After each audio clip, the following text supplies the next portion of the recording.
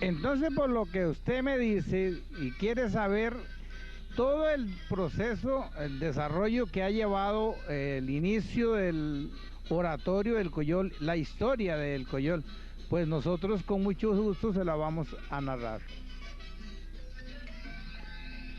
Era una calle muy ancha, de tierra y piedras, y bordeada por fincas de café y caña en su mayoría, así como también variedad de árboles. Entre ellos se distinguía el del coyol, por su altura y su singular racimo de coyoles y abundantes espinas.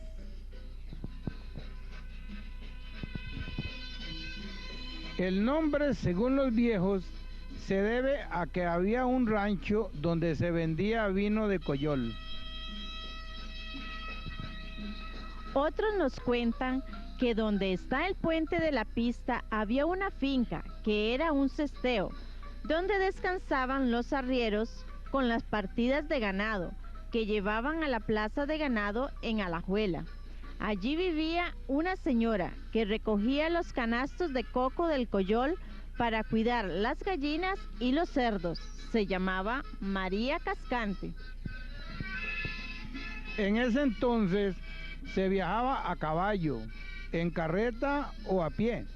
No había corriente, se cocinaba con leña y se alumbraba con canfineras o candelas. Las familias eran los Vargas, los Murillo, los López, los Vega, los Naranjo, los Villalobos, las Pacífica, los González, los Bolaños, los Fuentes, los Delgado, los Guzmán, los Alpizar, los Calvo y los Oriamuno. Entre otros también vivían los Alfaro, los Quesada, los Brenes, los Arce, los Philip, los Herrera, los Barrantes, los Sanabria, los Arrieta, los Córdoba, los Jiménez. Estas familias conforman lo que se llamaría el caserío del Coyol.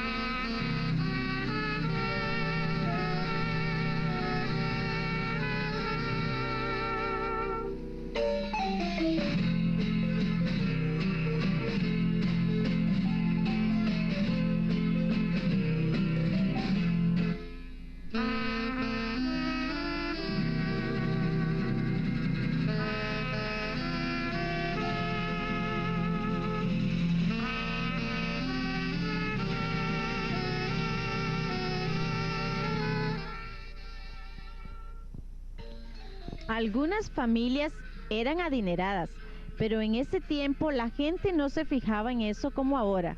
Su trato con los vecinos era cordial y muy familiar.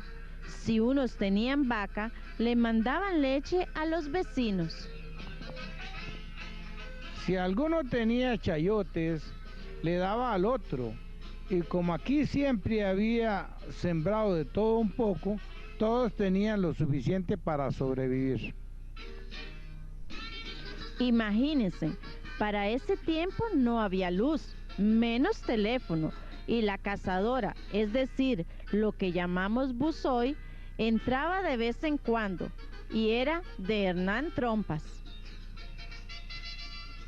Existía solo una pulpería, la de Chayo Villalobos y su tío. El doctor era Onofre Villalobos, que como era tan bueno, a todos atendía sin cobrar y a la hora que fuera. Don Noé Delgado puso una pulperilla allá por el puente donde era un fiestón lo que se armaba. De comida se daba bizcocho, chicha, picadillo y torta de arroz. Con un breve contexto, hemos querido recordar al Coyol para valorar nuestras raíces y aquellas primeras familias que forjaron con tanto esfuerzo lo que se constituye hoy como la comunidad del Coyol. Sus primeras iniciativas para contar con un oratorio. Todos los pueblos experimentan, parejo al desarrollo económico, avances notables en los campos cultural, social y religioso, más exactamente en nuestro caso, de tradición profundamente católica y de formación acorde a los excelsos valores del cristianismo. Era entonces nuestra comunidad de incipiente desarrollo.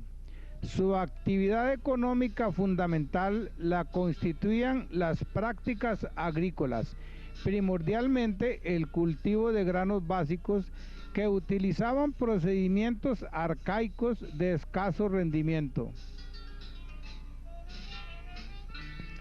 Las vías de acceso eran estrechas y fangosas, obstáculo considerable al ejercicio de las prácticas piadosas. En cuanto a la asistencia de actos litúrgicos se refiere, de los vecinos de entonces. Ante esta necesidad, surgen las primeras iniciativas. Donaciones de terrenos para contar con un oratorio donde se pueda celebrar la misa. El nombramiento de Santa Cecilia como patrona del lugar. La integración de la primera junta edificadora pro oratorio. Estas primeras iniciativas, en el caso del Coyol de Alajuela, en el sentido apuntado, son de reciente data, ya que no es sino hasta el 15 de julio de 1958 que el presbítero Manuel Castillo, sacerdote cartaginés, que por razones de su quebrantada salud radicaba entonces en nuestra comunidad, y los vecinos Daniel Fuentes y Noé Delgado se reunieron en la pulpería del último para buscar solución a dicha problemática. En estas reuniones informales se va forjando las iniciativas y parte importante del posterior desarrollo que alcanzaron todos los esfuerzos encaminados a que el Coyol lograra para sí un oratorio. Convocan a la comunidad y constituyen el primer comité pro oratorio, así denominado por el mismo presbítero Manuel Castillo. El comité mencionado tendría necesariamente el carácter provisorio en razón de que el padre Castillo no contaba con la potestad requerida para la instalación formal de una junta edificadora. Esta reunión tendría lugar en la casa de don Luis Arce. En esta misma reunión, el presbítero Castillo hace ofrecimiento generoso y público de un lote de tierra para la instalación del oratorio, cuya consecución era el objetivo primordial para el que se habían reunido la comunidad. Dicho lote está ubicado sobre el puente aéreo, donde está hoy la carretera que conduce a San Ramón, donde se interceptan esta y nuestra antigua carretera. En esa época solo existía la carretera central del Coyol, que se cortó al construir la pista y el puente. Se nombra en esta ocasión al señor Daniel Fuentes, coordinador del comité en cuestión, a quien se le encomienda gestionar con don Clodoveo Hidalgo, entonces cura párroco de la catedral a la que nosotros pertenecíamos, una visita a esta comunidad con el ánimo de obtener de su parte la sanción parroquial al terreno donado. El comité a que hemos hecho referencia fue de condición inoperante, aparte de su corta duración. Estos esfuerzos tienen importancia en la medida de que se hace eco de ellos el presbítero Clodoveo Hidalgo, toda vez que se convoca esta vez con carácter definitivo la primera junta edificadora canónica en la población, que él mismo presidió y en la cual se le dio fortuitamente patrona al caserío. Dicha asamblea se celebró el 22 de noviembre de 1958, día de la Virgen y mártir romana Santa Cecilia, nombre que adoptó desde entonces nuestra población. Cabe mencionar aquí las circunstancias de que el patrono que el presbítero Manuel Castillo planteaba adoptar a nuestra comunidad era San Martín de Porres, idea que desconsideró el padre Clodoveo Hidalgo por tener la parroquia de la catedral un San Martín de Porres. Estos fueron los integrantes de la primera junta edificadora. Presbítero Clodoveo Hidalgo, quien la preside; Jerónimo Fuentes, vicepresidente; Miguel Arce, secretario; Joaquín Murillo, tesorero; Jorge Córdoba, primer vocal; Santos Guzmán, segundo vocal. Se nombra asimismo a José Luis Quesada como mayordomo, quien contaba con 17 años de edad. El acuerdo trascendental que se toma es el de construir el oratorio en el lote del terreno donado por la madre de don Tobías Hidalgo, finca que está ubicada donde se ha celebrado el Festival de la Resurrección durante varios años y que hoy es propiedad de don Marcial Saures, el cual reunía condiciones que lo hacían preferible al ofrecido por el presbítero Manuel Castillo, siendo una de ellas la de encontrarse más cercano a los núcleos de población. Este lote está ubicado hoy donde están las casas de José Luis y Eduardo Quesada. Dicho terreno fue paulativamente ampliado mediante donaciones y compras posteriores que le adicionaban fajas de terreno. Con un breve contexto, hemos querido recordar al Coyol de ayer. Un pueblo sin memoria es un pueblo sin identidad. Hoy hemos recorrido el Coyol en sus primeros inicios y sus primeras iniciativas, sus génesis, que llenos de detalles y matices, muchos de ellos desconocidos para la mayoría de nosotros. Nos hablan de un pueblo sencillo y trabajador, que en una manera de entender y vivir la fe, que dentro de sus posibilidades no dejaron de soñar en lograr sus propósitos y que hoy para nosotros debe ser motivo para fortalecer nuestra vivencia de fe y la búsqueda del bien común.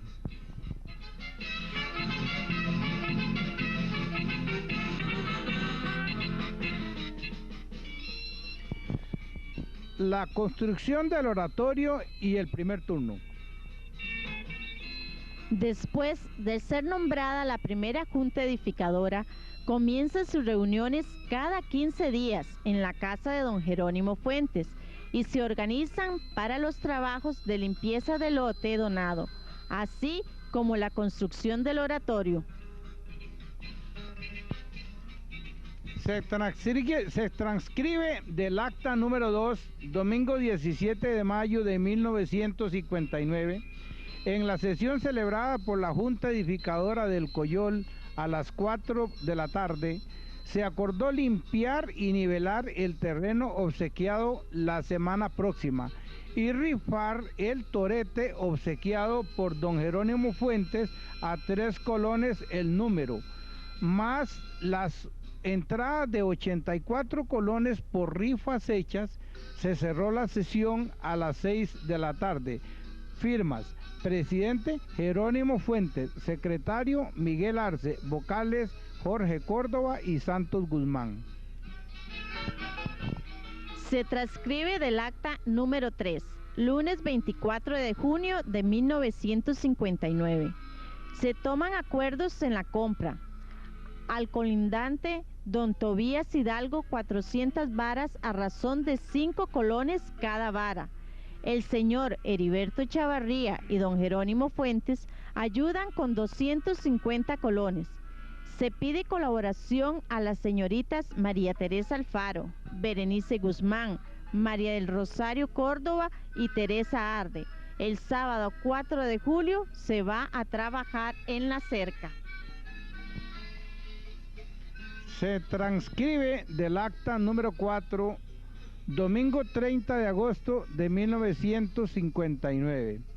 En dicha sesión se nombró un comité con el fin de solicitar ayuda para así poder calcular la construcción del oratorio.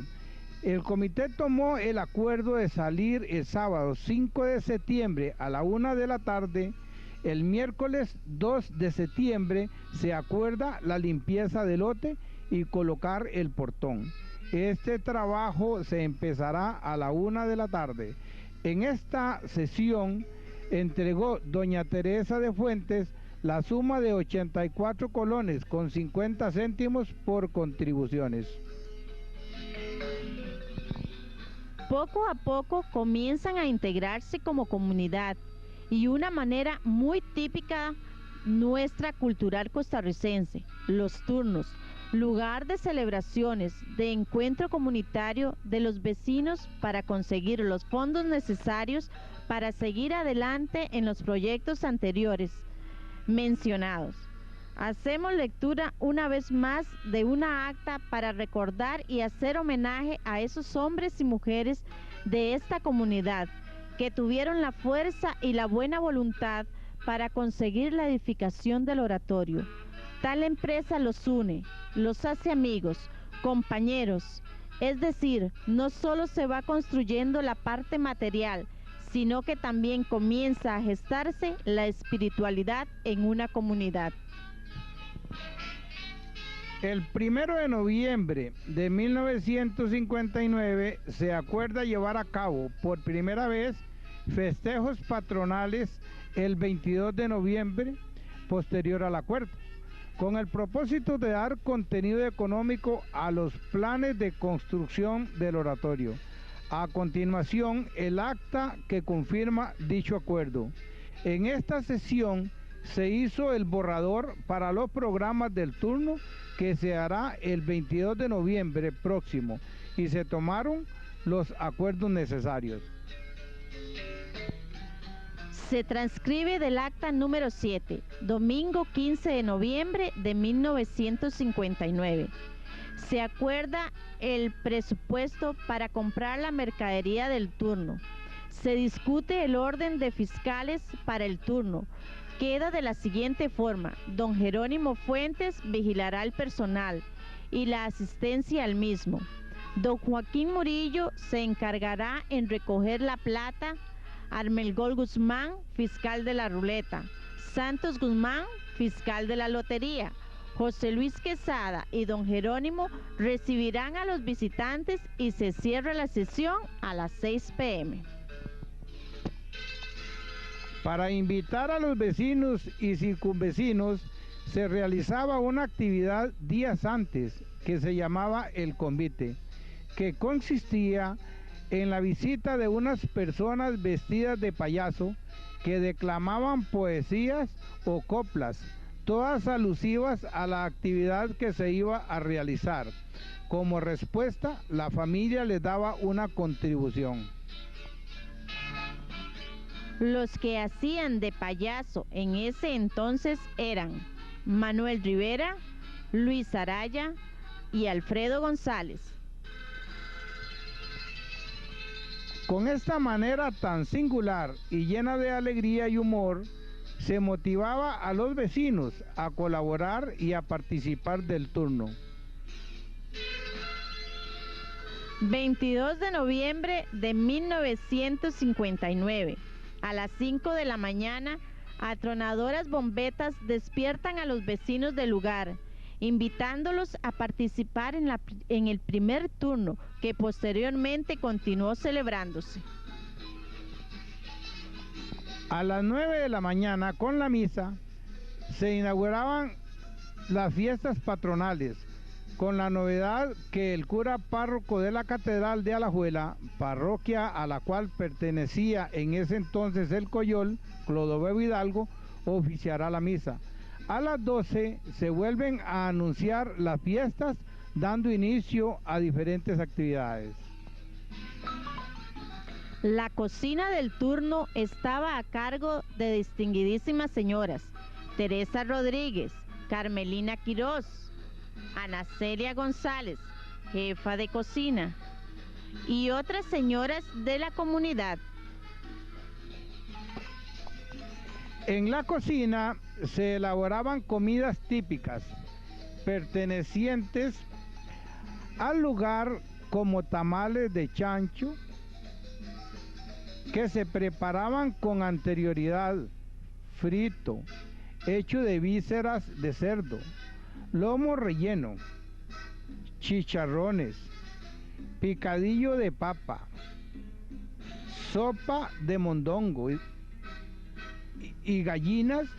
La deliciosa torta de arroz no faltaba en la fiesta.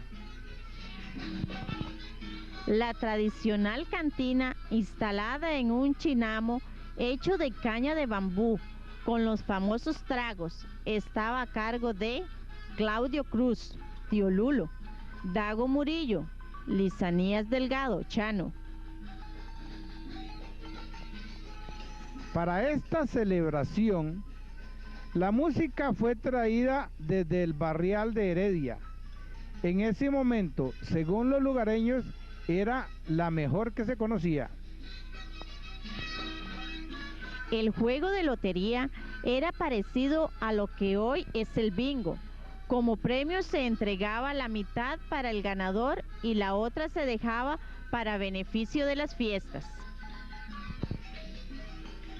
No faltaban las tradicionales carreras de cintas o carreras en caballos, donde compiten los más veloces caballos. El jinete que logre ensartar una argolla en el chuzo o estaca gana premio. Por cada argolla que se ensarte le entregaban una cinta bellamente decorada. De allí el nombre de carrera de cintas a caballo, las cuales eran puestas al caballista por muchachas del pueblo, siendo este detalle muy importante para los participantes, que se sentían muy halagados. De esta primera fiesta patronal, lo recaudado fue de 4.900 colones. Regalaron un cerdo de mes que sirvió para hacer una rifa, a 3 colones el número. Con esta rifa se llegó a los 5.000 colones. Para los vecinos y en especial los que trabajan para las fiestas, fue un éxito, ya que eran las primeras fiestas que se realizaban en el pueblo y se consideraba una fuerte suma de dinero. Este éxito se debió a la colaboración de todos los vecinos y que en esta época es la recolección de café. Por lo tanto, los habitantes se dedicaban a esta actividad, siendo una fuente generosa de dinero para las familias. Desde esta fecha, las actividades celebradas han sufrido algunas modificaciones, hasta las que se detallan. En los años siguientes, las fiestas patronales de esta comunidad se caracterizan por las actividades a caballo, por ser este animal un medio de transporte. Como en las diferentes zonas del país, una manifestación de la cultura popular son las famosas máscaras de vivos colores que bailaban en las calles al ritmo de la música, una pequeña banda llamada cimarrona. Hay un dicho popular que dice, recordar es vivir, y es precisamente lo que hemos hecho esta noche dentro del marco de esta novena. Vivir por unos momentos aquellos primeros acontecimientos que hicieron posible la experiencia de ir gestando comunidad a través de las necesidades que afloraban en el pueblo y que de una u otra manera fueron dando respuesta. Familias completas que se unieron con aquel resto y temor a Dios para dicho proyecto. Personajes que surgieron, anécdotas que se cuentan y que no se olvidan, amores que nacieron, y aunque hoy ya muchos de ellos no están con nosotros, no cabe la menor duda que la presencia permanente del Señor estuvo y está en medio de su iglesia. Hoy rendimos homenaje y damos gracias por sus esfuerzos y luchas. Pedimos a Dios por el eterno descanso, seguros de que están en la presencia del Altísimo y con su testimonio muchos seguiremos sus huellas.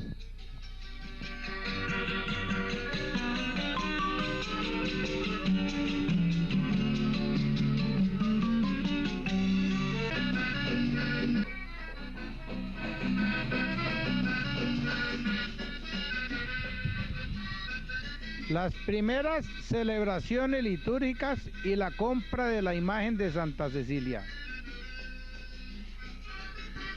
Después de un año de dar comienzo a las iniciativas de contar en el caserío del Coyol con un oratorio y haberse realizado el primer turno, se van gestando y concretizando otras propuestas, como la solicitar el permiso ante la parroquia de la Catedral de Alajuela para que se pueda celebrar misa en ese sitio todos los domingos, lográndose de esta suerte regularidad en que la práctica de los actos litúrgicos se refiere.